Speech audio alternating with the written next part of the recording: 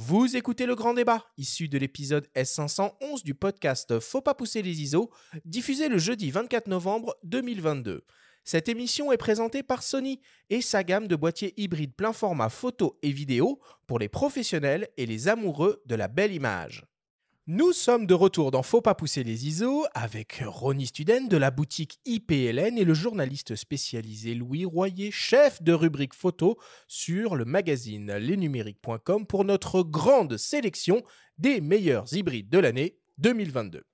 Alors avant de commencer, je vous propose que l'on fasse un petit point sur les nouveautés en termes de technologie et les tendances qui ont vu le jour sur cette année. L'une d'entre elles est évidemment l'arrivée en force de technologies de détection, reconnaissance et suivi de sujets qui sont dopées à l'intelligence artificielle. Je vous propose d'ailleurs d'écouter le témoignage de Fabrice Abuaf, le Senior Product Manager Digital Imaging de chez Sony France, nous parler de la manière dont Sony utilise l'IA sur le système AF embarqué, notamment dans le nouveau Alpha 7R Mark V. Alors, c'est vrai qu'aujourd'hui, Sony, comme tout le temps déjà, cherche à améliorer, l'expérience utilisateur sur ses appareils photo et vidéo d'ailleurs. Et on sait très bien qu'aujourd'hui, une bonne image, qu'elle soit photo, vidéo, passe par, une mise au point parfaite à l'endroit choisi. Et c'est vrai que, on va faire tous nos efforts pour pouvoir travailler une puissance de calcul importante au sein de l'appareil et surtout des algorithmes pour la mise au point, justement pour pouvoir aller faire une mise au point de plus en plus rapide, de plus en plus précise et surtout à l'endroit exact où on souhaite faire la mise au point. Et on sait que quand c'est des animaux, quand c'est des humains, c'est souvent quand même les yeux. Et c'est pour ça que les ingénieurs chez Sony ont développé des algorithmes qui sont maintenant basés sur de l'intelligence artificielle. Alors aujourd'hui, l'intelligence artificielle, c'est quand même du deep learning. Et grâce à cette puissance processeur et à ces algorithmes d'intelligence artificielle, on va pouvoir détecter, reconnaître, notamment sur la partie humain, le corps entier de l'humain. Hein, c'est l'innovation qu'on a annoncée sur l'Alpha 7 R5. Et donc, on va pouvoir reconnaître exactement le haut du corps, le bas du corps, chaque membre, donc la position de la tête, du visage et donc la position des yeux. Alors, la notion d'intelligence artificielle, elle n'est pas si simple à comprendre que ça. Donc, le niveau aujourd'hui de l'intelligence artificielle, c'est plutôt ce qu'on appelle du deep learning, c'est-à-dire c'est un algorithme qu'on a préparé à l'avance, qui a appris avec une énorme base de données à avoir des points de reconnaissance et des points de détection. C'est un algorithme qui effectivement est conçu en amont et intégré dans les boîtiers, ce qui a effectivement un énorme avantage, c'est que son comportement sera extrêmement stable. Et donc le photographe, qui reste quand même le maître du boîtier, hein, et le maître de l'endroit où on fait la mise au point, va pouvoir très facilement utiliser, apprivoiser cet algorithme et profiter de toute sa puissance. Ce qui est important effectivement de comprendre, c'est que les algorithmes à intelligence artificielle, et notamment accompagnés de puces électroniques dédiées pour ça, ce qui est le cas dans l'Alpha 7R5, vont permettre d'ouvrir la détection à beaucoup plus de sujets. Ce n'est pas simplement une reconnaissance de forme géométrique, c'est carrément une reconnaissance de la calandre ou du profil d'une voiture, d'un avion, d'un insecte avec ses ailes, sa tête, ses yeux, d'un animal, est-ce qu'il est orienté vers l'avant, vers l'arrière, et du corps humain, bien sûr, dans sa dynamique de mouvement. Donc l'algorithme intelligence artificielle et la grosse capacité d'apprentissage va permettre justement une extension, mais monumentale, de sujets et de reconnaissance, de détection et de suivi, pour une finalité qui est bien entendu d'avoir le plus de photos nettes au bon endroit, le plus de photos réussies. On sera plus surpris à l'avenir d'avoir des photos floues que d'avoir des photos nettes. Il explique bien les choses, hein, Fabrice. C'est pas le premier à qui on demande un peu des détails sur ces technologies d'intelligence artificielle. Et je trouve qu'il donne une explication qui, moi, me convainc déjà un petit peu plus. Ronnie, est-ce qu'il y a des technos qui ont vu le jour en 2022 et qui t'ont un peu hypé, qui t'ont un peu marqué?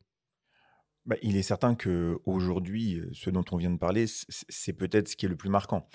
Parce qu'effectivement, quand on voit les boîtiers qui sont arrivés, que ce soit sur le R3, que ce soit de Canon, que ce soit sur le 7R5 ici, que ce soit, sur, encore d'autres boîtiers, même le Nikon Z9 qui continue aussi à évoluer, Fabrice le disait très bien, les gens cherchent et un peu du coup en contre-pied de ce qu'on a dit juste avant. C'est l'extrême Exactement, opposé, c'est hein. l'opposé. Là, Ils cherchent à avoir le maximum d'images nettes et effectivement, effectivement, l'image floue va devenir quasiment impossible quand on écoute ce qu'il raconte et quand on le voit. Et c'est vrai que nous, on a les retours d'utilisateurs. Et c'est vrai qu'à un moment donné, quand on commence à mettre ce genre de budget dans des produits, les gens vont par exemple faire des safaris, tu parlais de Tony tout à l'heure ou d'autres, et quand ils reviennent et que les gars te disent j'ai fait 2000 photos, 3000 photos, 4000 photos, j'ai quasiment zéro flou, d'un côté, c'est mis au service de l'utilisateur, puisque du coup, il va pouvoir ramener le souvenir comme il veut, l'instantanéité comme il voulait la saisir, et ça, c'est quand même aussi le but de l'image. T'en as pensé quoi, toi, qui as eu la 7R5 en main, Louis? Alors moi, j'ai eu la 7R5 effectivement en main assez longuement avant son annonce, sa sortie. C'est alors comme souvent avec les boîtiers Sony nouvelle génération, c'est toujours assez bluffant l'autofocus. Effectivement, quand il y a des photos floues, c'est la faute vraiment du photographe plus que de l'appareil qui fait presque pas d'erreur. Et là encore, ils ont vraiment step up, ils ont vraiment pris un palier supplémentaire avec des reconnaissances toujours plus poussées. La reconnaissance des insectes, c'est un gimmick, c'est anecdotique, mais ça marche, ça? T'as eu l'occasion ça marche assez bien. J'ai essayé. Alors, un mode papillon, quoi. Les papillons, j'ai fait un peu. Après, je l'ai essayé octobre, tu vois, donc c'était pas non plus la saison des insectes fleuris. J'étais au salon de la photo, je sais pas si vous vous souvenez, il y avait un petit stand avec une ruche et des abeilles. Pourquoi pas, hein, et ça marche, hein, ça fonctionne assez bien, c'est assez intéressant. Pour ceux qui aimeront photographier des insectes, ça sera vraiment, vraiment pertinent. Il reconnaît très bien les voitures, il reconnaît tous les types d'engins qui bougent. Et d'autres appareils le faisaient déjà. Là, celui de Sony, je le fais encore mieux, il le fait encore plus vite, et il le fait aussi avec un capteur qui est quand même de 60 mégapixels. Donc, qui est ultra défini. Et souvent, les capteurs comme ça, même chez Sony, qui a lancé un peu la mode, c'était quand même le parent pauvre de l'autofocus. Ça marchait bien, mais ça marchait pas aussi bien que sur des A7 III, A7 IV ou A9 II. Et là, ça marche mieux qu'ailleurs. Alors, il faut faire attention aux photos un peu déformées avec le rolling shutter, mais c'est quand même vachement impressionnant pour un boîtier de ce type de faire des photos. Enfin, tu fais des après voilà, presque. Si tu as trop de photos nettes, si tu reviens d'un safari où tu as 3000 photos, du coup tu as 2950 photos qui sont toutes bonnes. Moi je préférerais presque avoir que 50 nettes, moi je suis sûr que les garder celles-ci. Le choix serait plus simple, c'est certain. Voilà.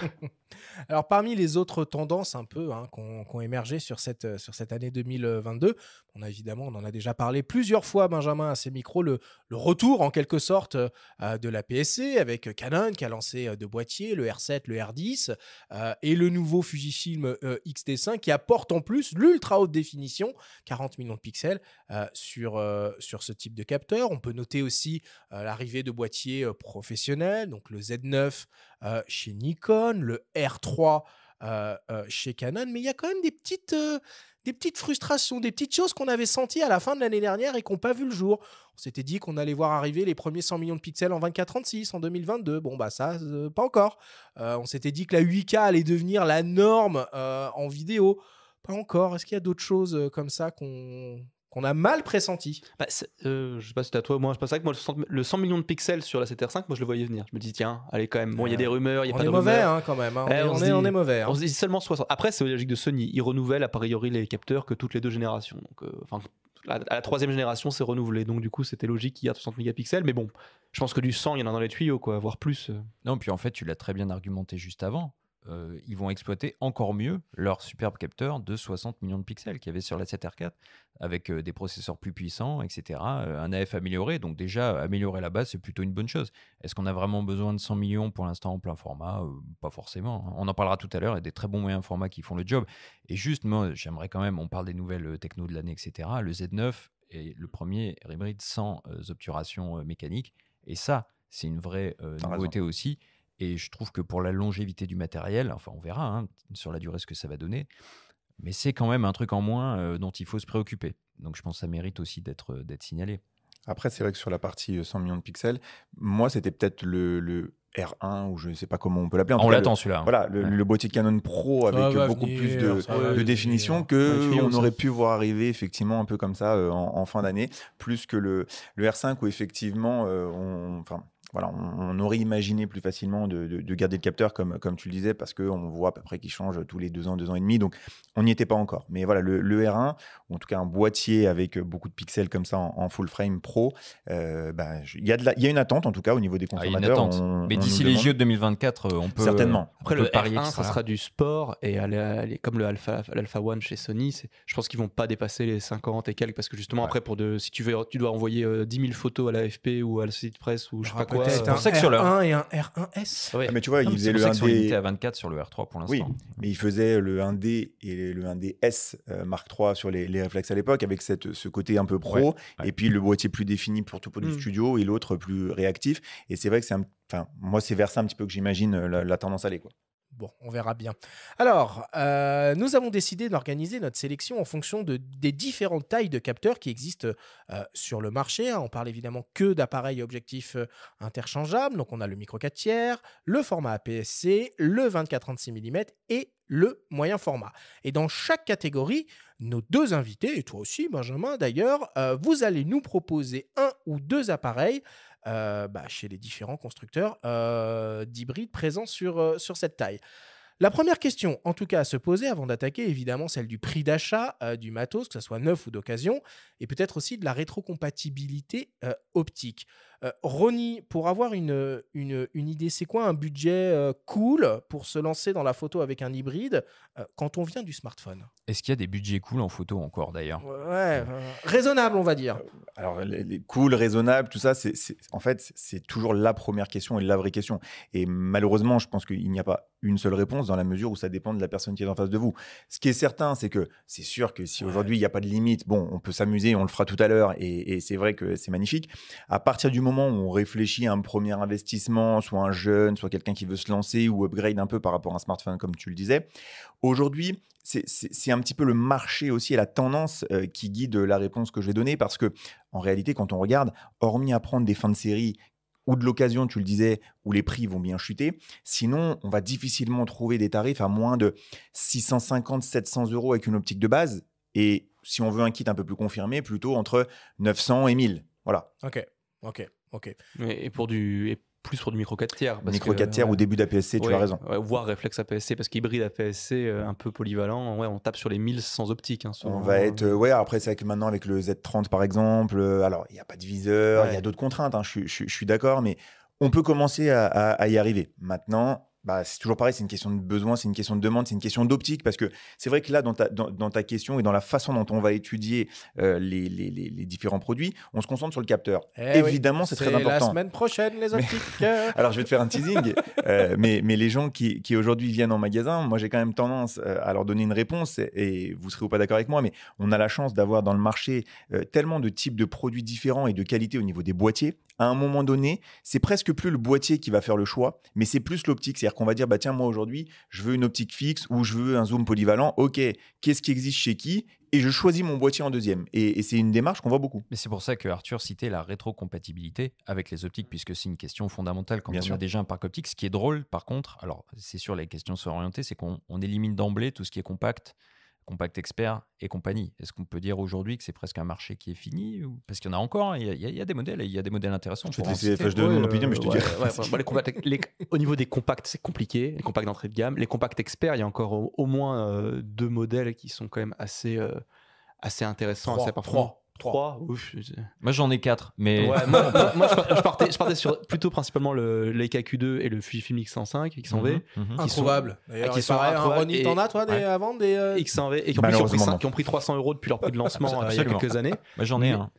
Mais qui restent des boîtiers très très intéressants justement quand tu veux un peu changer du smartphone. Mais après tu te contentes d'une focale fixe, mais ça reste assez intéressant. Mais c'est vrai que c'est un moi, ultra niche. Après, ceux qui ont un pouce, les G5X Mark II, les ou le RX107. Voilà, je rajouterais RX100 6 ou 7 avec un peu plus une appétence un peu plus vidéo, mais c'est aussi des demandes. On voit qu'il y a des gens qui n'ont pas envie, ne serait-ce que pour le volume, parce que quand tu veux un objectif avec un petit zoom quand même, on avait, tu avais raison. Tout le monde ne veut pas changer d'optique. Voilà, on avait ce compact TZ un peu comme Panasonic les avait lancés à l'époque, et c'est vrai qu'aujourd'hui c'est un petit peu en perte de vitesse, mais avoir un zoom restreint ou une focale fixe, c'est pas forcément la volonté de tout le monde. Et du coup, le RX106 aujourd'hui, c'est un produit qui, dans la gamme des experts, fait un peu référence.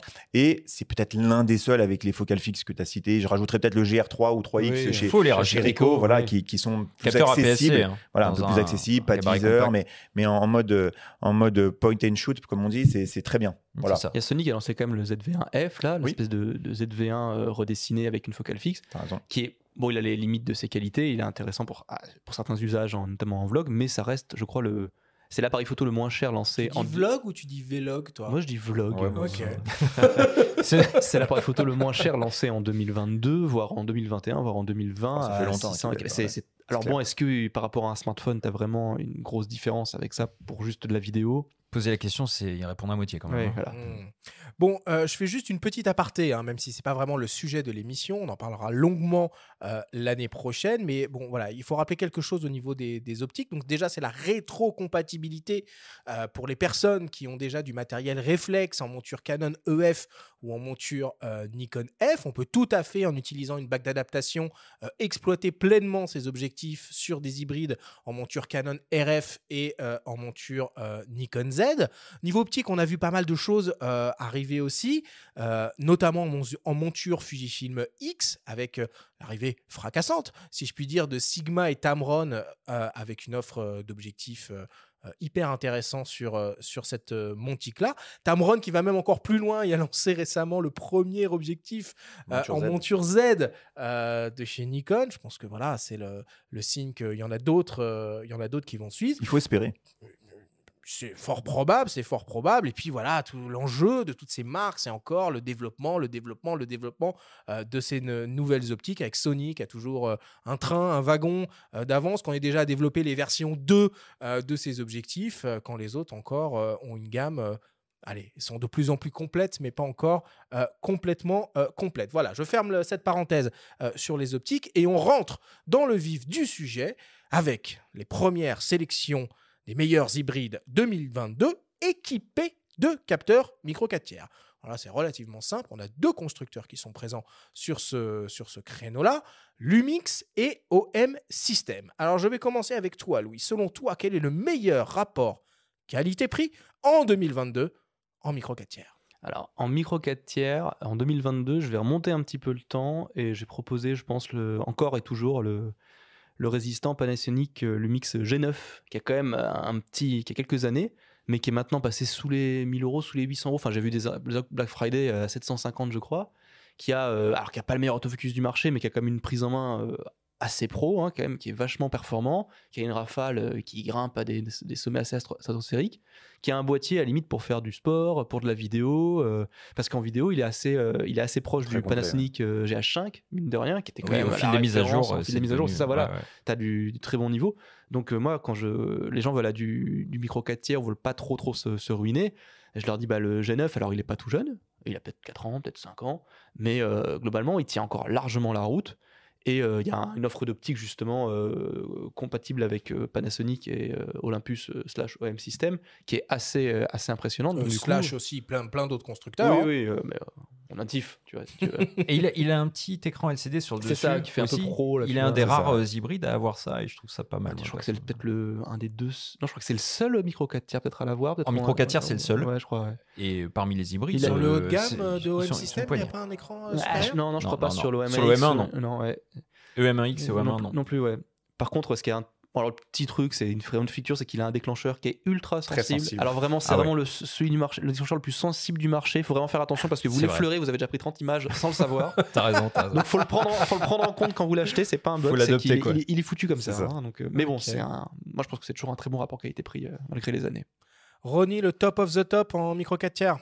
J'ai eu un peu l'herbe coupée sous le pied parce que c'est vrai qu'aujourd'hui... T'as le droit de dire le G9 aussi si tu penses que c'est ça. On va essayer d'amener quelque chose un petit peu en plus. C'est vrai que le G9, je partage toute l'analyse. Après, à la limite, pour en revenir toujours à notre histoire de choix d'optique compatible pour aller avec, nous aujourd'hui, on propose, et c'est notre début de gamme, un package sur le GX9, le petit frère un peu plus compact. Alors, effectivement, on n'est pas dans la même gamme, mais il y a un package avec un 1440 très polyvalent et on met un 25 mm 1.7 pour avoir une focale fixe. Le tout, on est à moins de 1000 €. Et pour le coup, c'est pas mal, ce que je disais tout à l'heure, c'est qu'on va peut-être pas choisir pour le boîtier, mais par contre, quand on veut découvrir l'image, avoir un 1440 pour toucher à tout, plus une focale fixe 25-1.7, ça permet après de se faire un choix et éventuellement, compte tenu du tarif, pouvoir dans un second temps upgrader le boîtier. Ouais, moi, à moins de 1000 € aussi, je citerai le G90. Alors, on est toujours chez Lumix, mais le G90 qui est un petit peu plus récent que le G9. Mais pour débuter, moins de 1000 €, il y a des kits qui sont vraiment intéressants avec le 1260 qui fait un 24-120. Parfois un petit micro pour ceux qui font de la vidéo. Et c'est pas mal du tout. On retrouve la plupart des attributs du G9, la construction en moins, la qualité du viseur en moins aussi, l'ergonomie en moins. Mais bon, il faut bien qu'il y ait des moins, c'est logique, il est en dessous dans les gammes. D'ailleurs, Benjamin, le meilleur micro 4 tiers pour la vidéo, j'imagine qu'il n'y a pas trop débat là, hein, pour le coup. Bah, ça dépend. Parce qu'en fait, l'OM1 est très débat. surprenant. Je trouve que moi, je dirais que l'OM1 rebat un petit peu les cartes quand même, surtout au niveau de l'autofocus. Après, oui, le GH6, c'est le cador parce qu'il fait un petit peu tout en illimité. On a fait une émission spéciale sur ça. Il le mérite. Moi, je citerai le GH5, qui est un boîtier que j'aime énormément, qu'on peut conseiller à beaucoup de gens dans les écoles de cinéma. La première version ou la seconde? Parce qu'il y en a eu deux. Hein, une version sans stab, en fait. La première version, elle est très bien. Il y a le GH5S qui est effectivement sans stab et qui a une définition beaucoup inférieure pour optimiser les basses lumières. C'est pas tellement celui-là que je recommanderais, mais le GH5 première version, c'est un superbe appareil pour débuter. Pareil, aux alentours de 1 000 €, on peut trouver des offres, des kits, et c'est très très intéressant. Et le GH6, bien sûr, tu l'as cité avec les offres en début d'émission, ça reste un appareil très très intéressant. Après, le GH6, il peut faire peur aux débutants qui veulent faire un peu de la vidéo, parce que le GH6, il est quand même, c'est Panasonic, il y a tout ce que tu veux en vidéo, il y a de l'anamorphique, il y a du RAW en veux-tu voilà, tu as du ProRes, tu as un peu tout. C'est vrai que l'OM1 d'Olympus, qui a peut-être un autofocus un peu plus performant, même si le GH6 c'est quand même bien amélioré, il reste plus accessible peut-être. Tu as seulement de la 4K DCI, mais c'est quand même pas mal, tu vois, et t'es tout en illimité aussi, et le résultat est très propre. La définition est un peu inférieure, ce qui fait qu'en basse lume, peut-être que tu vas t'en sortir un petit peu mieux que sur le GH6. Mais il y a des profils flats, il y a un peu tout. Il y a tout ce qu'il faut. Après, c'est vrai qu'avec le GH6, les différentes options, notamment au niveau des codecs que tu as cités, forcément, en fait, les gens à qui ça va parler et qui vont rechercher ça, ils vont aller vers le GH6 naturellement. Bon, parce que c'est vrai que Panasonic a un certain historique aussi, les caractéristiques sont là, et effectivement, peut-être que pour faire de la vidéo, d'autres peuvent y répondre, on le disait, pour faire du cinéma, du clip, du court-métrage, des choses comme ça, forcément, derrière, le GH6 va trouver des options qu'on n'aura pas ailleurs, et naturellement, il deviendra le référent. Mais voilà, après, ça dépend encore une fois de ce qu'on va en faire. Bon. Le plus performant des micro 4 tiers qui existent, c'est quoi? Bon, alors on l'a cité depuis tout à l'heure, je pense que c'est clairement l'OM System OM1, de toute façon. Là, je suis d'accord. Alors, il a toujours le capteur qui est toujours un peu à la traîne, hein, mais il est un capteur empilé, stacked, hein, comme on disait, donc il est bon pour le sport, il est bon pour l'animalier, il a une rafale du 50 ou 60 images secondes avec suivi, 100, 120, sans suivi, enfin, c'est un mode de pré-déclenchement aussi qui te permet de jamais louper ta cible.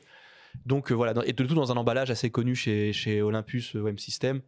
Ouais, je crois qu'à ce niveau-là, c'est le plus polyvalent, c'est le plus performant, de toute façon, l'OM1, je pense. Et c'est logique, c'est le plus récent aussi. Le G9, on l'a dit, il commence à accuser le poids des années et de son autofocus, hein, qui est loin d'être parfait. On rêve un petit peu. Moi, j'aimerais bien voir un G9 Mark II avec de la détection de phase, par exemple. En 2023, ce serait... Je crois que c'est pas l'axe de développement de Panasonic pour le micro 4 tiers. Bah non, pas forcément. Non, on en voit de moins en moins, ils sont à fond sur le plein format, voilà. Mais c'est dommage parce que le G9, je trouve qu'il y a un public pour. Tu en as très bien parlé tout à l'heure. Pour les gens qui baroudent un petit peu, qui ont besoin d'un système compact, c'est vachement bien. Mais du coup, il y a l'OM1. Mais après, justement, c'est vrai que, et à la limite, tu vois, j'ai de servir une transition que tu m'as pas demandé, et ça sera vrai entre chaque catégorie. Quand tu arrives au niveau de gamme d'un EM1, la question qui va réellement se poser, c'est, tu as cité des choses comme de la rafale à 60 images secondes, des niveaux de fabrication de performance qui sont exceptionnels, et évidemment, c'est le cas. Maintenant, est-ce que c'est nécessaire pour tout le monde? Pas forcément. Et la question qui se pose, c'est, est-ce qu'il vaut mieux aller chercher un OM1 avec les performances qu'il a, ou est-ce qu'il vaut mieux pas se dire, j'upgrade sur un capteur plus grand, d'où ma transition, c'est gratuit, je te remercie. Voilà, APS-C, et dire peut-être, ok, c'est pas trop pixelisé, mais j'en ai pas besoin. Ok, il n'y a pas 60 images secondes, mais s'il n'y en a que 10 ou 12, ça me suffit. Et c'est ça l'éternel débat, et c'est justement la question. Je suis complètement d'accord avec toi. Maintenant, je rappelle juste quand même que l'un des atouts majeurs du système, c'est la petitesse des optiques. C'est le poids et l'encombrement. Et ça, malheureusement, on a beau monter autant qu'on veut dans les tailles de capteurs et dans les prix, ça va pas. C'est le poids et l'encombrement des optiques, parce que le GH6 c'est quand même un sacré morceau, hein. Et c'est pour ça qu'il faut considérer le GH5. Et puis dans tout ce qu'on dit, et par rapport à ce que tu dis sur les performances, il n'y a pas que les performances, il y a aussi les coups de cœur. On peut avoir un coup de cœur pour un boîtier. Alors tiens, voilà, justement, rapidement pour terminer sur le micro 4 tiers, coup de cœur. Un coup de cœur micro 4 tiers, alors c'est clairement pas la format de capteur que j'utilise le plus, mais moi, très, très clairement, le G9 depuis des années. Moi, ça reste mon coup de cœur. Je radote, mais voilà. Benjamin. Moi, je citerai pas un hybride, je citerai le LX102, qui est un appareil coup de cœur que j'ai pris plaisir à utiliser, mais qui m'a frustré beaucoup. Et j'aurais aimé qu'il y ait un successeur, mais je pense pas qu'il y en ait, parce que ça fait trop longtemps qu'ils l'ont pas changé finalement, mais son zoom 24-75 ultra lumineux, f1.7 2.8, le capteur 4 tiers, la stab, la bague de diaph, c'est une sorte de X100 de Fuji, mais à la sauce Lumix, que je trouvais excellent. Ils auraient mis un écran orientable, un meilleur viseur. Il y avait un super boîtier. Ronnie? GH6. GH6 parce que voilà, photo vidéo. GH6, j'ai toujours bien aimé la série GH, donc je garde le cap. Bon, et puisque moi, personne ne me pose la question, c'est l'Olympus P9. Parce qu'on la connaît. Ça n'a pas changé depuis l'année dernière. Je commence à lire par-ci par-là des potentielles petites rumeurs comme quoi OM System réfléchirait à la possibilité peut-être un jour, on ne sait pas, de donner une suite à ce boîtier-là. En tout cas... Ça serait le même avec un 10 derrière, un peu comme je m'en fous. Avec un OM System à la place serait très bien. du Ce serait déjà très très bien. Voilà. Bon, on clôt la partie micro 4 tiers et on attaque un peu plus grand. La PSC, là ça a bougé cette année. C'est un peu the place to be en ce moment, la PSC. Donc Fujifilm, on l'a dit, avec le X-T5, toute la série des XH2, hein, c'est ça, XH2. XH2S. Nikon évidemment, Sony toujours, même s'il n'y a pas des grosses nouveautés, ils sont quand même présents. Et Canon, hein, R7, R10, on en a déjà parlé. Donc on y va. Ronnie, c'est pour toi la première, le meilleur rapport qualité-prix en APS-C en 2022. XS10. XS10, c'est pas forcément celui que vous trouverez le plus facilement si vous écoutez cette émission parce que c'est un peu délicat, mais ouais, capteur stabilisé, une belle prise en main, on a quand même des caractéristiques autofocus plutôt très très bonnes. Les packs proposés avec les optiques 18-55 ou 16-80 sont très intéressants. Donc pour moi, si c'est rapport qualité-prix, XS10. Pas mieux pour moi. Et ça vaut combien du coup quand on le trouve? Ça va varier entre 1000 et 1300 € à peu près en fonction de l'optique ou du nu, quoi. Après, c'est vrai que tu citais les optiques Sigma ou Tamron tout à l'heure en complément avec un boîtier nu. On peut faire des kits très sympas. Voilà, entre 1000 et 1500, on va dire, si j'élargis un petit peu le choix d'optique. Ok. Moi, d'abord, j'avais le XS10 en backup, effectivement, parce qu'à moins de 1000 € stabilisé, t'en as pas, en fait, du coup, c'est le seul. Et c'est un mini XT4 au final, avec un design un peu différent, un peu plus urbain.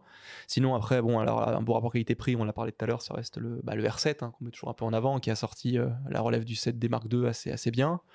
Qui est vraiment un bon boîtier, qui a toujours un peu ce design Canon qui est pas toujours le plus élégant pour tout le monde, mais qui est tellement efficace. Tu l'allumes, le R7, il marche bien, il accroche les yeux tout de suite, tout marche bien en fait chez Canon. C'est ça qui est bien, c'est que tu te poses pas la question.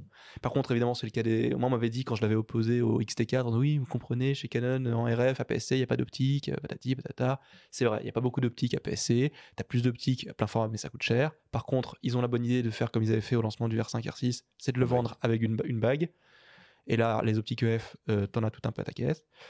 Pas beaucoup en APS-C, mine de rien, mais t'as quand même un sacré choix pour te faire plaisir. Et les gens qui ont les optiques EF chez eux qui traînent, il y en a quand même pas mal. Donc si t'as 1500 € à mettre, un R7, c'est un bon deal, hein, je pense. Oui, c'est un bon deal. Alors attention avec la bague, lors de l'émission qu'on a consacrée au R7, donc les voix de Canon France, notamment Rock, indiquaient que c'était terminé. Voilà. Ouais, c'est ça. Il y a pas quelques reliquats qui traînent, peut-être c'est-à-dire que de moins en moins, a priori. On ne sait pas très exactement quand est-ce qu'on les aura plus. Ce qui est certain, c'est qu'aujourd'hui, on ne précise plus pour les gens qui commandent parce que malheureusement, la disponibilité est un petit peu comme le XS10. De toute façon, je vais radoter là-dessus, mais la disponibilité est un peu délicate. Donc, on ne précise plus que la bague est offerte. Après, on a encore des reliquats de commande à livrer pour certains assez anciens.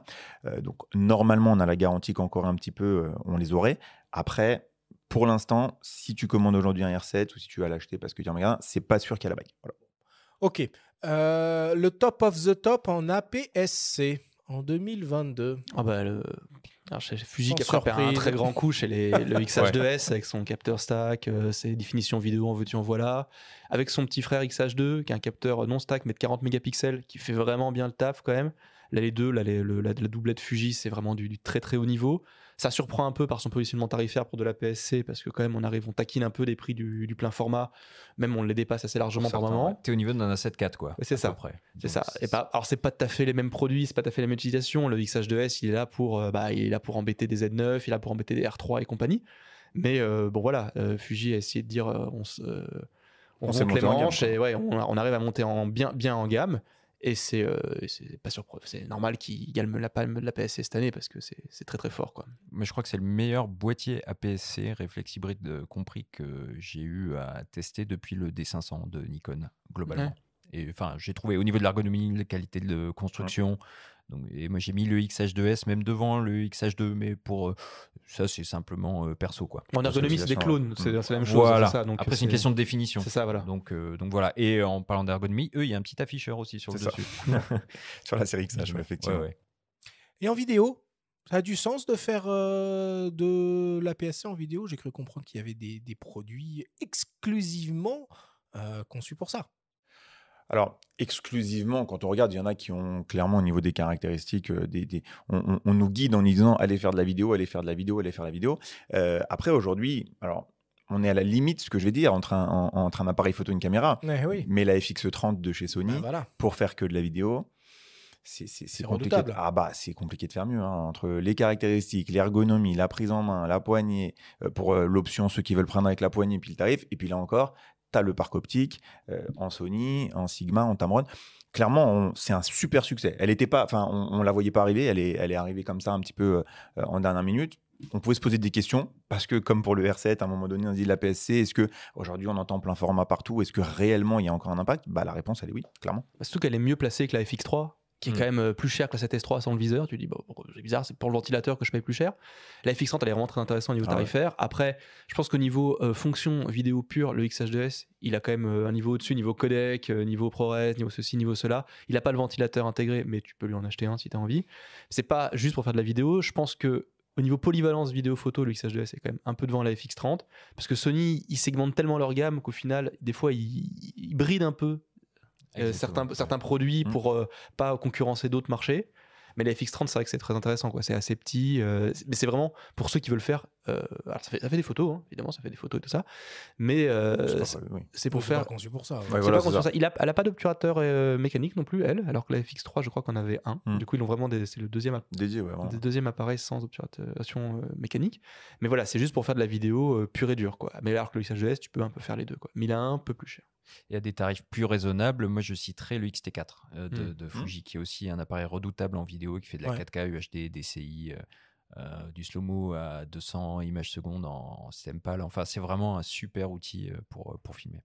Bon, les coups de cœur pour clôturer cette partie APS-C. Plus que le XT4, moi je viens de finir de tester le XT5, qui est en fait un rebadge du XH2, mais un peu moins cher. Et avec l'ergonomie qu'on aime bien chez Fuji, avec les petites molettes et tout ça, qui marche honnêtement très très bien. C'est vraiment un plaisir à prendre en main, surtout qu'il est plus petit et plus léger. Et ça, on en parlait tout à l'heure, c'est important. Il est plus petit et plus léger que le XH2, qui est quand même assez costaud. Il est plus petit et plus léger que le XT4. En fait, à part l'écran sur rotule, il a plus l'écran sur rotule XT4, il reprend le design du XT3. Ouais. Donc tu le prends en main, c'est vraiment surprenant, quoi. Il est plus petit, plus fin, avec un petit 35 mm, un petit 50 mm, un 4. Et stabilisé par rapport au XT3 du coup. Voilà, et avec un capteur très défini, qui est le meilleur capteur sur la PSC. Et il fait de la bonne vidéo, pas mal aussi. Alors par contre, il recadre un peu à tous les étages, donc il faudra prendre en compte quand tu prends une optique dessus, mais du coup, il compense vachement l'effet de rolling shutter que tu avais sur le XH2, qui lui recadrait pas. Ronnie. Malgré toutes les misères de livraison, les coups de fil qu'on a pu avoir, les demandes. Non, on sent la souffrance. C'est une bonne souffrance. Non, mais de la frustration, c'est plutôt le bon mot. Monsieur, je n'en ai pas. Mais je dirais, après, les Fuji sont exceptionnels, mais pour moi, le boîtier de ces 6 derniers mois, c'est le R7. Enfin, quand on voit le succès qu'il a pu avoir, l'attente autour et tout ce qui s'est passé, même ce côté un peu de non-sens, de ça arrive pas, quand est-ce que ça arrive, qui nous fait du mal, et aux utilisateurs potentiels aussi. Mais c'est vraiment une belle machine. Bon, Benjamin. Moi, je citerai le GR3. J'en parle souvent à ces micros, mais qui est un des boîtiers les plus imparfaits que je connais. Mais on est dans la catégorie des coups de cœur, donc on peut se passer de la perfection. C'est un boîtier que j'aime énormément, de par sa compacité, tout simplement, parce qu'il rentre dans une poche. Il y a un capteur APS-C, il y a du RAW DNG, et ça, trop peu d'appareils l'adoptent, et donc la qualité d'image est excellente. Alors après, il faut désactiver la stabilisation et plein d'autres choses parce que l'autonomie est assez dégueulasse, mais c'est un super outil. On fait des photos avec, on fait pas avec d'autres boîtiers. Est-ce qu'il y a du stock là-dessus du coup? Parce que Ricoh, Pentax, les ventes, on sait jamais ce que c'est. Ouais, Est-ce que GR3, GR3X. t'en achètes facilement ça, si t'en trouves? Ça va. Après, il peut y avoir des périodes pendant lesquelles c'est un peu plus compliqué, mais globalement, ça va. Et c'est vrai qu'aujourd'hui, c'est une des alternatives, même si c'est pas pareil, à une série X100V qui est introuvable. Alors, il n'y a pas le viseur, tu le disais, il y a d'autres défauts, mais sans bon, on en a. Après, on choisit sa version 28-40 mm en fonction le 3, le 3X. Faut juste expliquer que Ricoh, c'est une marque qui fait de la photo aussi, quoi. Sinon, les Ouais. gens, ils sont Faut le perdus, rappeler. quoi. Faut le rappeler parfois. C'est vrai. Ou l'expliquer. Ouais. Ouais, c'est- Ok. Ça marche. Bon, avant de traiter un peu la catégorie reine, hein, évidemment, avec les boîtiers équipés d'un capteur au format 24-36 mm, on va s'intéresser quelques petites minutes à une catégorie d'appareils tout simplement incontournable. Il s'agit évidemment des smartphones qui sont toujours dans notre poche et dont les performances en photo et en vidéo ne cessent d'évoluer. Alors pour nous aider, puisque nous ne sommes pas forcément les mieux placés pour parler de tout ça, peut-être toi Louis, Parle tu pour as... toi, ouais. Oui, toi tu as un avis Moi, je sors. très précis. Enfin bon, on a contacté Hervé Makusinski, le Image Science Director chez DxOMark, qui teste de manière extrêmement poussée tous les smartphones du marché. Nous lui avons demandé de nous donner le meilleur rapport qualité-prix, le plus performant et le meilleur pour un usage vidéo. On l'écoute. Alors, les 3 devices que la société DxOMark souhaitait mettre en valeur donc cette année sont alors le Pixel 7 pour l'aspect qualité-prix. C'est un très très bon smartphone qui fournit une qualité d'image quasiment au niveau des meilleurs pour un prix largement inférieur. Donc, très intéressant pour ceux qui vont avoir des limitations en termes de budget. Il faut savoir que la qualité photo est très similaire au Pixel 7 Pro. Donc quasiment parmi les meilleurs qu'on ait pu tester. La qualité vidéo est aussi au même niveau. Vous aurez quelques compromis à faire côté zoom, bokeh et preview, mais avec une qualité tout à fait satisfaisante et largement au-dessus de devices avec des prix parfois significativement au-dessus. Pour les gens qui peuvent se permettre des budgets beaucoup plus élevés, et d'un point de vue technologique, le Huawei Mate 50 Pro est un device très intéressant. C'est actuellement le meilleur device qu'on ait testé en photo et en vidéo. Il obtient le meilleur score overall. Il a le meilleur score en photo, le meilleur score en bokeh, le meilleur score quasiment en zoom. Il est très proche du meilleur score. C'est un device qui fournit donc pour la photographie une variable aperture utilisée de manière complètement automatisée qui va permettre en fait de faire ce que font n'importe quel bon photographe et donc de choisir la meilleure ouverture pour le contenu de la scène. Donc des ouvertures potentiellement assez grandes dans le cas de portraits simples, mais des ouvertures qui vont se fermer progressivement si la scène devient de plus en plus complexe. Ça, c'est vraiment quelque chose de nouveau, de très intéressant pour le futur au niveau photographique smartphone et qui tend encore un peu plus à rendre l'expérience photographique proche des utilisateurs de réflexes et DSLR. C'est le meilleur device du marché pour le moment. Alors attention, à ne pas forcément acheter sans savoir que les services Google ne sont pas disponibles. Donc c'est un device très intéressant pour la photo, pour le zoom, pour tous les aspects photographiques, mais qui peut s'avérer très compliqué en termes d'usage smartphone. Ensuite et pour finir, la vidéo. Alors la vidéo, c'est un sujet qui devient de plus en plus prégnant dans le monde du smartphone. La qualité évolue assez vite, la qualité évolue à tous les niveaux, mais en vidéo, on voit des choses arriver qui sont vraiment intéressantes. Et la marque qui fait vraiment évoluer les choses depuis maintenant 2-3 ans, c'est quand même Apple. Et l'iPhone 14 Pro continue dans la même veine. C'est le meilleur device pour la vidéo donc sur notre classement. Cette marque fournit donc une très, très bonne qualité, que ce soit en termes d'exposition, de couleur. L'autofocus est assez redoutable et ce sont aussi des devices qui sont très avancés en termes de capacité de rendu HDR. Donc vous pouvez maintenant vraiment bénéficier de la capture, mais aussi du rendu. C'est-à-dire que sur votre écran HDR de smartphone, vous aurez aussi une très bonne capacité de visualisation, ce qui est assez unique par rapport au reste de la compétition. Ronnie, toi qui es au contact quotidien avec les photographes et les vidéastes, c'est un sujet vraiment, les performances de leur smartphone là-dessus ou pas?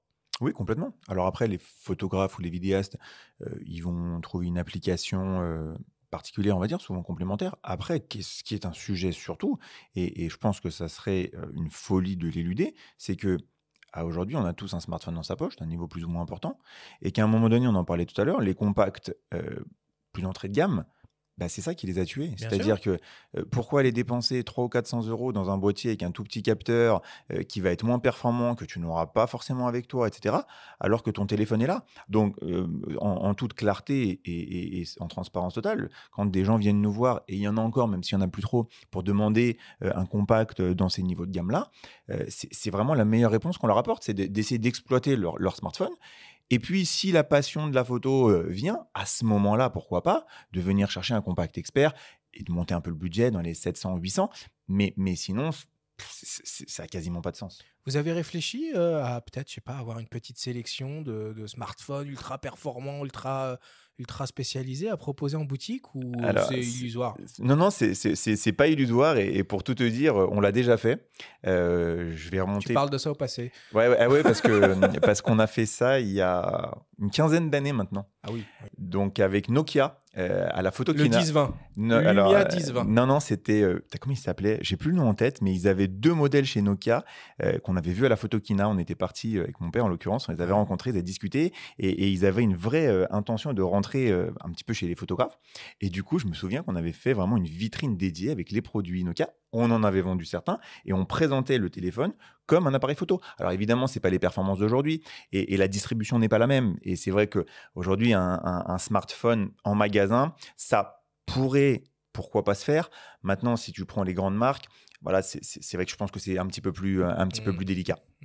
Il faudrait raviver le CM1 de Lumix, qui était un smartphone avec un look d'appareil. Mais il y a Sony quand même qui a des modèles maintenant très, très orientés pour les photographes, avec surtout de l'interaction avec les boîtiers de la série Alpha 7. Et puis on voit aussi Leica qui sort, alors au Japon uniquement, a priori, des smartphones. Alors j'ai même vu passer un prototype, je me rappelle plus la marque, récemment, très récemment. C'est Xiaomi. Xiaomi, voilà, d'un smartphone à objectif interchangeable compatible avec les optiques Leica M, qui a l'air presque convaincant. Bon, on verra.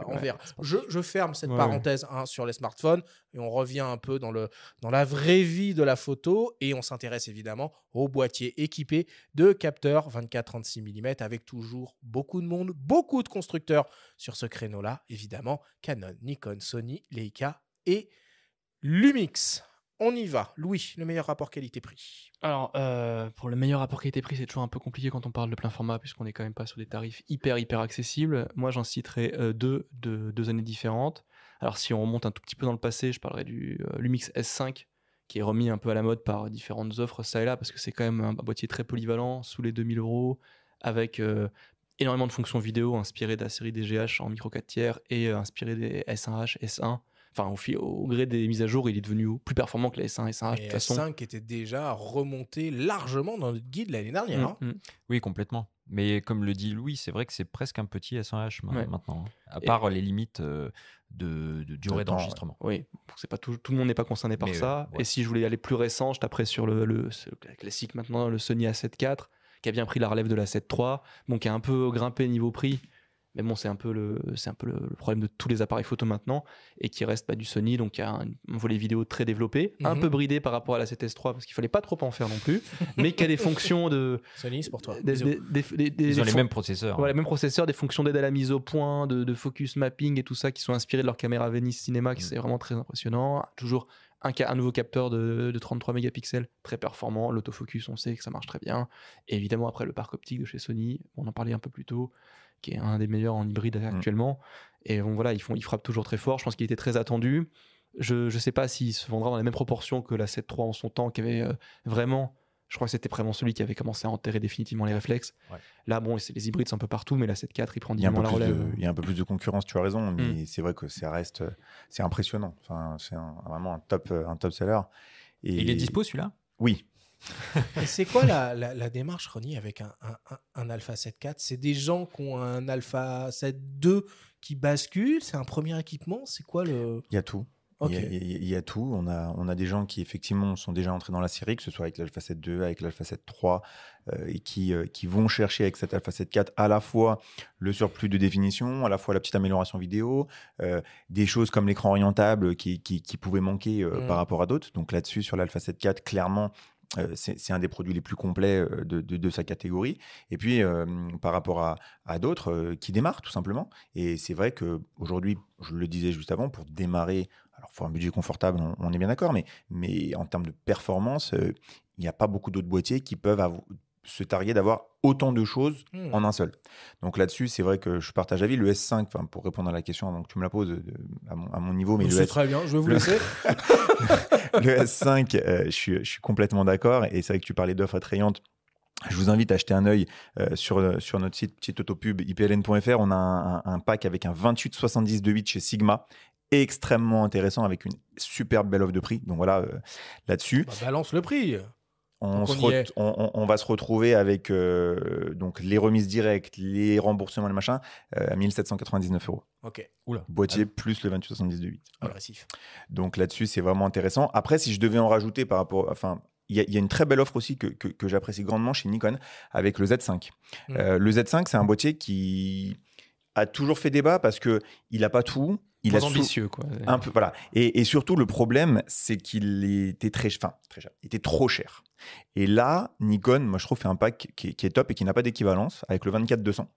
24-200, on a une optique qui non seulement est polyvalente et qui est plutôt pas mal. Et ils font une réduction de 500 €. Donc, tu te retrouves, hors bonus que nous on fait, je vous invite à regarder aussi, mais tu te retrouves à moins de 2000 € avec un boîtier full frame, un 24-200. C'est quand même une offre très pertinente. Donc, je rajouterais ça aussi en bon rapport qualité-prix sur les full frame. Ouais, moi c'était mon meilleur rapport qualité-prix, le Z5. Et pour ceux qui ont aimé le D750 à l'air réflexe, c'est un petit peu ça. C'est un boîtier assez polyvalent. Alors, il n'y a que la Rafale qui est en retrait. 5 images secondes, c'est pas énorme.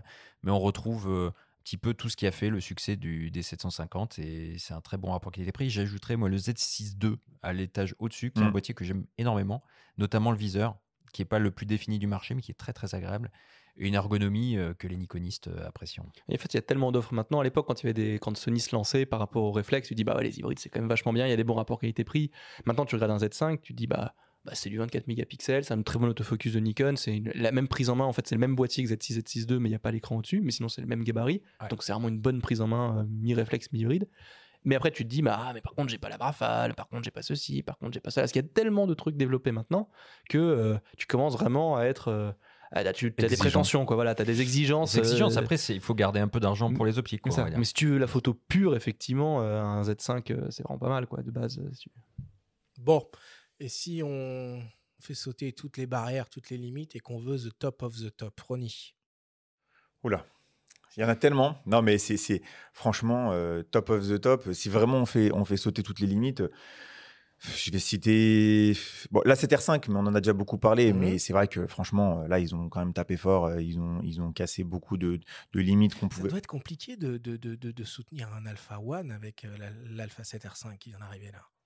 C'est pas simple. Après, l'Alpha One, il y a d'autres caractéristiques, il y a d'autres technologies ou recherches internes, notamment sur la partie Rafale, qu'on va avoir encore un petit peu au-dessus. Le viseur, un peu au-dessus aussi, notamment au niveau du temps de rafraîchissement, où on a un taux de rafraîchissement qui est 2 fois plus important. Donc après, quand tu es sur des sujets fixes, tu ne le perçois pas. Dès que tu commences à aller sur des sujets en mouvement, il y a quand même cet effet un peu plus naturel qui ressort. Mais effectivement, il y a un gap de prix qui est non négligeable. Donc, la question peut se poser.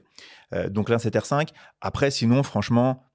Le Z9, c'est vraiment un killer, quoi. Enfin, voilà, si on leur fait sauter toutes les limites, on ne parle que des boîtiers bruts, c'est compliqué d'aller en face, quoi.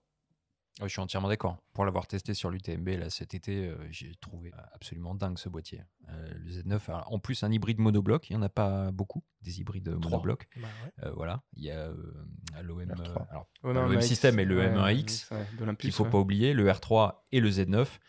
Et puis l'absence d'obturateur mécanique, moi j'étais très dubitatif, mais finalement, pas du tout, quoi. Allez, c'est convaincant. Et puis c'est un système qui est étonnant parce qu'il est encombrant, mais il est quand même léger, très léger, quand on le compare à un D6. Il fait quasiment le même poids que le D6. Ou en tout cas, le ressenti. Je le ressens pas pareil. Je sais pas, le ressenti est très différent en tout cas. L'ergonomie très aboutie. Moi, c'est un tueur. Mais j'avais sélectionné le R5 parce que je suis un nostalgique des séries 5D en réflexe. Et le R5, il combine un petit peu tout, quoi. On retrouve l'ergonomie qui a fait le succès des 5D avec l'écran orientable qu'on aurait aimé voir à l'époque sur les 5D. Un très bon viseur, des caractéristiques vidéo qui sont excellentes, sauf en 8K avec les limitations de durée d'enregistrement qu'on connaît. Donc mon choix, ce serait le R5. Louis ? Moi, je l'avais noté 2, évidemment, on en a parlé. Donc, bon, le Z9, il est très très bon, il est très très fort.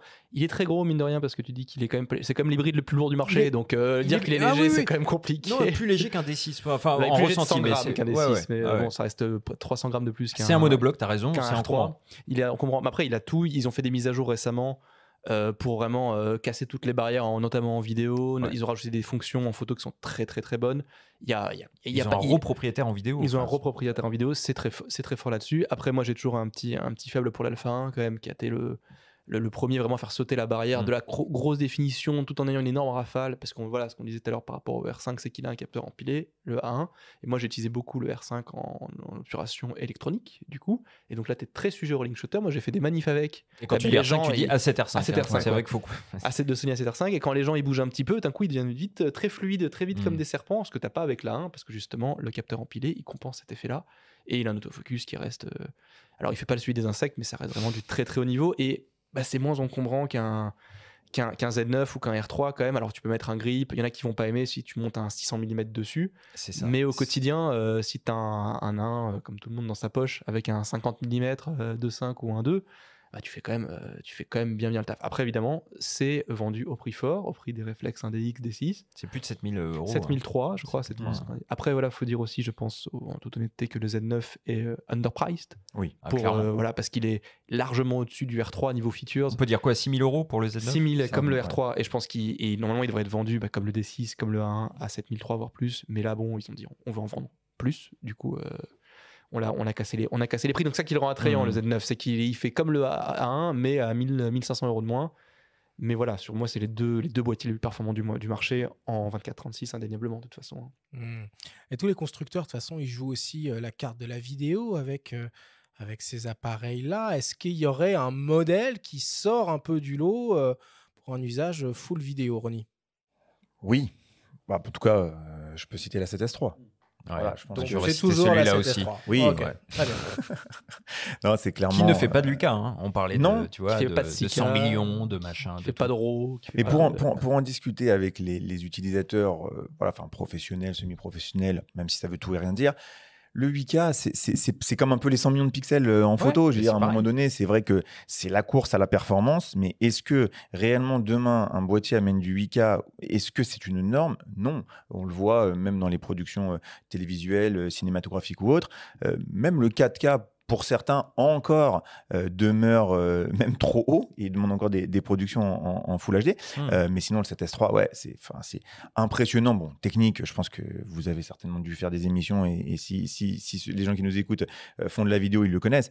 Mais moi, je suis impressionné de voir la stabilité des ventes et l'augmentation perpétuelle sur un boîtier à 4200 € qui ne fait que de la vidéo depuis 1 an et demi. C'est permanent. C'est permanent et c'est assez impressionnant, clairement. Voilà. La 7S3 La 7S3, indéniablement, parce qu'il est vendu en tant que boîtier vidéo. Après, c'est vrai, quand on se pense sur les specs purs, finalement, quand tu regardes vraiment la 7S3, tu dis, en fait, par rapport à un Z9, finalement, j'y perds un peu, tu vois, même par rapport à un R5 et compagnie, parce il reste plus modeste quand même. Il fait tout très bien. Il y a l'autofocus Sony, mais il reste fondamentalement, il n'y a pas d'énorme évolution par rapport à la 7S2 en termes de définition d'image. C'est le même capteur. Mais c'est 12 millions. C'est ça, 12 millions. Donc, tu peux pas dépasser, tu peux pas faire de la 6K. Mais ça peut avoir des avantages. Ça peut avoir des grands pixels. Ça a des avantages en basse plume, justement, c'est ça qui est très intéressant. Et c'est là où ils font très fort. Après, tu peux te dire, on a des débits supérieurs, quelques codecs un peu au-delà du DCI, des modes, ce qu'ils font beaucoup quand ils suréchantillonnent depuis des définitions supérieures. C'est surtout à ça que sert la 8K ou la 6K dans beaucoup de boîtiers. On voit la différence, tu le vois à l'œil en fait, entre de la 4K normale issue de n'importe quel boîtier ou même issue du même boîtier et de la 4K suréchantillonnée depuis de la 8K ou de la 6K.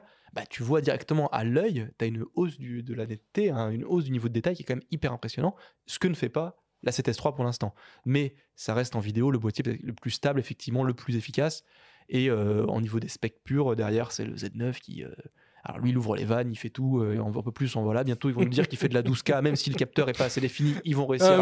On a divisé les pixels en 4 et tout, machin. Ils arrivent ça, c'est la prochaine mise à jour, de janvier 2023. Il y a une mise à jour tous les 2 mois où d'un coup, ils envoient des nouveaux RAW, des nouveaux formats. Là, on est à 5500 mégabits seconde de débit. Mais vive les mises à jour. C'est très bien. C'est très bien les mises à jour. C'est très très bien. Et ça justifie aussi l'augmentation du prix des produits parce que c'est vrai on les garde plus longtemps. Et on les garde plus longtemps et on n'avait pas forcément cette culture par le passé, il y a 4-5 années en arrière, de grosses évolutions. Aujourd'hui, même, et c'est pour ça que d'ailleurs les boîtiers durent plus longtemps. Je vais prendre Sony parce que pour moi, c'est l'exemple le plus criant. Bon, le 7.2, il continue d'y avoir un peu des fins de vie. Il est revenu, non? Parce qu'il avait disparu des lignes et puis ils l'ont ressorti en production. Ils en ont retrouvé. La 7.4 n'était plus là. Ils en ont retrouvé. Le 7.2 est revenu. Mais sinon, 7.2, 7.3, 7.4, pareil sur les versions R. Et en fait, la personne qui achète aujourd'hui un 7.3, par exemple, eh ben, il a quand même un super boîtier qui a suivi X mises à jour de firmware. Et c'est pas, comme on pourrait le penser, parce qu'il est sorti il y a 4 ans ou 5 ans, de dire, ah ben non, j'ai un truc retrait en techno. Bien sûr qu'il n'a pas tout et qu'il faut garder, tu le disais tout à l'heure, aussi une cohérence au niveau de la gamme commercialement pour que les gens upgrade. Mais c'est plus le même que celui qui est arrivé il y a 4 ans. Quoi. Donc là-dessus, c'est quand même incroyable. Bon. Voilà pour les appareils équipés de capteurs 24-36. On termine, on essaye de faire vite parce qu'on est déjà à plus d'1h30 d'émission. Mais là, on n'a pas fait le coup de cœur. Ça va être plus simple. On fera les coups de cœur plus tard à la fin. À la fin. Oui, non, vous voulez qu'on fasse les coups de cœur? Oui, bon, alors on y va. Les coups de cœur. Il faut être cohérent. Les coups de cœur en 24-36. Oui, vas-y. Alors moi, les coups de cœur, j'en ai 2 chez Sony. Donc mais il en a 2. J'ai la 7R5 qu'on a dit là tout à l'heure, qui est vraiment... Bon, ça, c'est quand on fait péter le budget. Voilà, tu te fais plaisir. T'as grillé tes jokers Sony déjà, Louis? Ouais, mais attends, c'est pas fini parce que 7R5. Et récemment, j'ai repris en main parce qu'on m'avait subtilisé des boîtiers plus imposants, un petit A7C derrière les fagots. Eh ben, il y a des limitations C1 à A7 III rebadgé, mais en fait, t'as pas de 436 plus petit que ça. Il est stabilisé avec une petite focale fixe, même s'il y a des limitations de viseur, d'écran, ben ça reste un bonheur en fait, parce que le truc rentre dans ta poche, et là t'as un autofocus Sony, t'as du plein format, et ben tu te fais plaisir quand même avec un petit A7C quoi. Ronnie, coup de cœur. A7 IV pour la polyvalence, vraiment. Moi, Nec Plus Ultra. Et après, j'anticipe peut-être un peu, mais si on devait en citer un autre, et c'est vrai qu'on a un peu moins parlé, R6 Mark II, qui en tout cas annonce de beaux prémices au niveau de l'annonce technique. C'est dispo déjà ça, le R6 Mark II? Pas encore. Pas encore. Fin novembre. Hein, fin du mois, ouais. Non. Selon Canon. C'est ça. Mais c'est l'achat fin 2023. Benjamin, ton coup de cœur en 24-36? Bah moi, c'est le Leica Q2, qui est un boîtier que j'adore. J'adore le 28 mm, c'est une focale fixe. La version la bague de diaph. Machin là? Non, surtout pas. Enfin, perso, surtout pas. Le moins de versions possible, le plus noir possible. La version James Bond, là, avec juste les trucs dorés, là, ça c'est pas mal. Ça. Non, bah alors, avec la Rolex qui va avec. S'il y a 40 ans, j'ai pas tout ça, j'ai raté ma vie. aussi qu'ils ont? Non, enfin, non, c'est autre chose. Pas encore. Non, mais bon, enfin voilà, c'est un objet de luxe, de désir. Il est à plus de 5600 €, donc je vais pas m'acheter ça demain. Mais c'est un boîtier qui, moi, me fait rêver. Voilà. Et le peu de fois que je l'ai utilisé, j'ai pris beaucoup de plaisir. Je l'ai utilisé au printemps dernier encore pour un petit voyage. C'est quand même un petit plaisir. Il a des défauts par rapport au dernier boîtier. Il a plein de défauts. On peut même pas le recharger. On peut même pas le recharger en USB. Il est intuitif.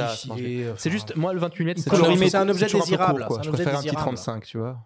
Alors, tu vois, ça c'est un débat. Moi, sur mon X105, par exemple, j'ai le complément optique qui le rend 28 mm. Voilà, tout ça parce que je préfère le 28 au 35. C'est une question de choix. Mais l'optique 28 mm f1.7, je crois, c'est particulièrement lumineux, il est stabilisé, et puis une colorimétrie qui est bon. C'est chaleureux, quoi. C'est bon, c'est du Leica.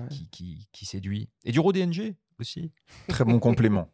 Très bon complément. Je l'ai pas cité parce que hybride, pour moi, c'est optique interchangeable. Donc, t'as un peu triché. Non, j'ai entendu plein format. La question, c'était coup de cœur plein format. C'est pas hybride, on était spécial hybride, on est d'accord. Merci. On a parlé du X100, on a parlé. Mais ouais, non, c'est bluffant de voir, comme je disais tout à l'heure, on fait les cas depuis pas très longtemps, de voir le succès de ce produit-là et le complément que ça peut être. Alors, il faut avoir un bon budget, on se l'accorde, il n'y a pas de souci, mais on parle de coup de cœur en complément d'un autre boîtier. Pour avoir avec ça, ça devient aussi c'est un objet incroyable. Donc, vraiment, je partage à 100%. Beaucoup de photographes, de reporters l'ont en second boîtier. On a reçu Véronique de Viguerie, c'est le cas. Laurence G, pas plus tard que la semaine dernière, elle l'a cité aussi, elle l'a essayé. Bon, c'est pour le côté sûrement robuste sur le terrain. Après, il est cher, il est plus cher qu'avant parce qu'il a augmenté de prix, mais quand il est sorti à son époque, en même temps que la 7R3, la 7R4, si tu compares le même type de boîtier, donc une définition de 45 mégapixels, avec une optique pareil f1.7, finalement t'arrivais au même tarif à 5000 balles et compagnie. Donc finalement il était pas, je crois que c'est peut-être le meilleur rapport qualité-prix chez Leica, donc c'est dur à dire mais c'est comme ça. Et c'est vraiment un boîtier qui reste très très utilisé, très très performant. Ok. Bon, pour terminer, les appareils équipés de capteurs moyen format, 3 acteurs, 2 acteurs, 1 acteur. Bon, c'est pas très clair. Fujifilm, évidemment, hein, les plus actifs. Hasselblad, qui a quand même lancé une deuxième version de son X2D. Bon, le Leica, je sais même pas si on en parle. Non, je pense que c'est terminé. Le S3, il existe. Ils existent, voilà. T'en as? Il faut dire qu'ils existent. Non, ça pour le coup. Eux, ils savent pas où il est. Donc. Bon, du coup, meilleur rapport qualité-prix, parce qu'on peut parler de rapport qualité-prix en moyen format désormais. le GFX 50S2, Ouais, qui est, pas bien le choix. qui est de toute façon le même boîtier que le 100S, avec un capteur qui est un peu plus daté, mais il gagne la stab. Voilà, c'est toujours du très bon format, c'est toujours très utile. Il fait toujours pas de 4K, je crois, parce que le capteur est pas capable de faire de la 4K, mais bon. Non, puis la F est un petit peu poussif. Ça patine un peu, mais ça c'est classique sur le moyen format. Donc mais ça reste un très très bon boîtier. Et, voilà, il est 4005, je crois, non, ou 5000, tout ça.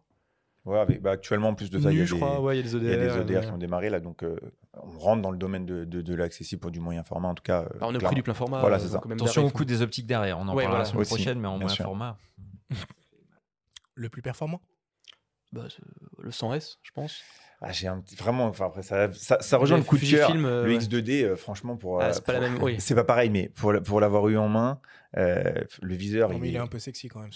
Non seulement il est sexy, mais le viseur il est incroyable. C'est vrai que pour pas avoir manipulé régulièrement et avoir du bled.